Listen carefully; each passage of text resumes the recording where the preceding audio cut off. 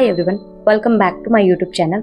आई hope आप सब अच्छे होंगे और आप सबकी पढ़ाई बहुत अच्छी चल रही होगी। ये वीडियो 31 मार्च की है और इसको वॉइस ओवर में अप कर रही हूँ। मुझे टाइम नहीं मिल रहा था वीडियो को एडिट करके पोस्ट करने का, इस वजह से ये बहुत डिले हो गया है। सो मेरा अब कुछ रूटीन ऐसा हो गया है कि मैं लाइब्रेरी पहुंच के सबसे पहले एडिटोरियल की बुक लेती हूँ और 3 एडिटोरियल पढ़ती हूँ।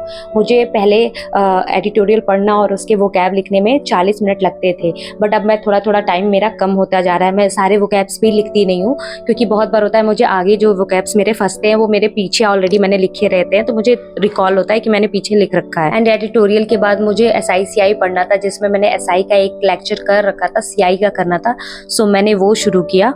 आई चैप्टर के मैंने कम से कम 25-30 क्वेश्चंस किए थे और ये सारा लेक्चर फॉर्म में ही था। मैं देख रही थी, समझ रही थी और कर रही थी। मतलब ऐसे था क्योंकि वहाँ मैं कुछ नया सीख रही थी, इस वजह से मैं वीडियो ही लेक्चर देख रही थी। और बहुत लोगों की ये परेशानी होती है, वो ज़्यादा स्क्रीन टाइम ज़्यादा उनका हो जाता है तो उनके सर में दर्द होने लगता है, जिसकी वजह से वो आगे पढ़ाई नहीं कर पाते और बहुत सी प्रॉब्लम्स आती है। तो उसका बेस्ट ऑप्शन है आप बुक पे शिफ्ट हो जाओ। एंड अगर आप शिफ्ट होना चाहते हो बुक्स पे तो मैं आपको रिकमेंड करूंगी ओसवाल की बुक्स। आपने सुना भी होगा और अगर आपने नहीं सुना तो मैं बता दूं, ये बहुत ही अच्छी बुक है। मैं खुद भी यूज कर रही हूँ और मैं क्रिटिकल रीजनिंग और इंग्लिश दोनों इस बुक से ही पढ़ रही हूँ ऑफलाइन इस टाइम। इंग्लिश स्पेशली मैं चैप्टर वाइज पढ़ रही हूँ, जैसे नाउन प्रोनाउन इन सब का पढ़ रही हूँ और उसके बाद एमसीक्यू दे रखे हैं वो सॉल्व कर रही हूँ। तो जितना भी आप रूल्स पढ़ रहे हो या जो भी थ्योरी पढ़ रहे हो आपको बहुत अच्छे से और समझ में आने लगा। एंड इस बुक की एक अच्छी बात यह है कि आपको चैप्टर से पहले उसकी समरी दे रहा है, जिसमें आपको प्रॉपरली डिजाइन करके बता रहा है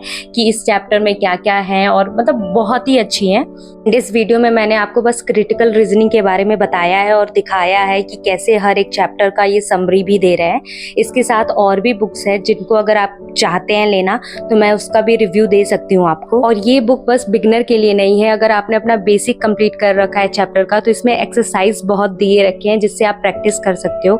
ये 3 पार्ट में अपने एक्सरसाइज में दे रखे हैं, पहले इजी, फिर मॉडरेट, फिर टफ दे रखा है। अगर आपको किसी और बुक का रिव्यू चाहिए तो आप मुझे कमेंट सेक्शन में बता दीजिएगा, मैं आपको नेक्स्ट वीडियो में उसका रिव्यू दे दूंगी।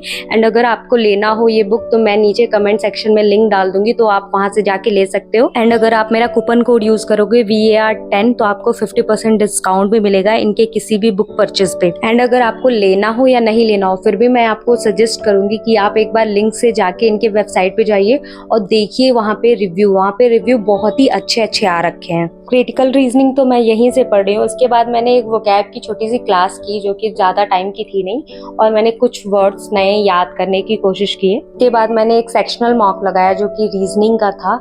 मेरा रहता है रीजनिंग मैथ अल्टरनेट डेज पे एक सेक्शनल मेंस का मॉक दे लेना, क्योंकि अभी कोई एग्जाम्स है नहीं। RBI असिस्टेंट का है बट मैं उस पर ज़्यादा फोकस्ड हूँ भी नहीं कि हाँ ठीक है एग्जाम है दे लूँगी, पर मैं अभी ज़्यादा ऐसे मेंस की क्लासेस ही कर रही हूँ और उसके मॉक्स ही दे रही हूँ। एंड अभी तक मैं फुल मॉक नहीं दे रही हूँ मेंस का, अभी तक मेरा सेक्शनल मॉक ही चल रहा है और मैं कोशिश कर रही हूँ रेगुलर एक सेक्शनल मॉक मैं इंग्लिश का ज़रूर दूँ, क्योंकि मेरा ऑलरेडी इंग्लिश वीक है। तो थोड़ा अभी टाइम है अपनी इंग्लिश पे काम करने का और उसको इम्प्रूव करने का। तो मेरी कोशिश रहती है अगर मैं मेंस की नहीं दे पा रही हूँ सेक्शनल तो मैं एक प्री का ही सेक्शनल इंग्लिश का दे लूँ। रीजनिंग के मॉक में जितने भी क्वेश्चंस मेरे बने नहीं थे, स्पेशली पजल्स, वो मैंने फिर से ट्राई किया एंड 1-2 अटेम्प्ट लगाने के बाद सारे पजल्स बनते गए। इनफैक्ट मैं क्रिटिकल रीजनिंग के भी क्वेश्चन सब करना शुरू कर दी हूँ। सो पहले मेरा ऐसा रहता था ना मैं क्रिटिकल रीजनिंग पढ़ती थी और ना ही उसके क्वेश्चंस करती थी, बट अब मैं ट्राई करना शुरू कर दी हूँ और इसके बाद मैंने एक एरर की क्लास की। सो यहीं पे ये दिन मेरा खत्म होता है। आई होप आपको ये वीडियो पसंद आई हो, और अगर आपको पसंद आई तो लाइक, सब्सक्राइब, शेयर जरूर करें। सो मिलते हैं अब किसी नेक्स्ट वीडियो में।